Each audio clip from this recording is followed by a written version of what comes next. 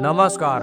કુંડલીના પાંચમા ભાવ અર્થાત સંતાન ભાવ પરથી જાણી શકો છો કે આપને કેટલી સંતાન થશે. એક પણ સંતાન ન હોવી.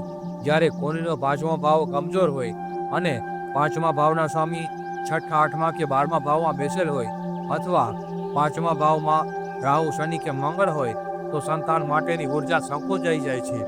ગુરુ પાંચમા ભાવમાં કમજોર અવસ્થામાં હોય તો શક્યતા બહુ ઓછી થઈ જાય છે. એક સંતાન હોવું. પાંચમો ભાવ કમજોર હોય અથવા પાંચમા ભાવના સ્વામી કમજોર રાશિમાં બેસેલ હોય અથવા પાંચમા ભાવમાં કોઈ ગ્રહ મજબૂત અવસ્થામાં બેસેલ હોય તો એક સંતાન પ્રાપ્તિનો યોગ બને છે. બે સંતાન હોવી.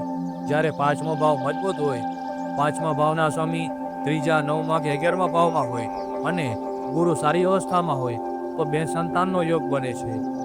ત્રણ સંતાન હોવી. જ્યારે પાંચમા ભાવમાં શુક્ર, મંગળ કે ગુરુ મજબૂત હોય અને પાંચમા ભાવમાં એકથી વધુ યોગ હોય, પાંચમા ભાવના સ્વામી પોતાની રાશિમાં હોય તો પણ ત્રણ સંતાન પ્રાપ્તિનો મજબૂત યોગ બને છે. ચારથી વધુ સંતાન હોવી. પાંચમા ભાવના સ્વામી ઉચ્ચ હોય, પાંચમા ભાવમાં કર્ક અથવા વૃશ્ચિક રાશિ હોય, પાંચમા ભાવના સ્વામી મજબૂત અવસ્થામાં હોય તો આ લોકો કુદરતી રીતે અનેક સંતાન પ્રાપ્ત કરવામાં સક્ષમ હોય છે.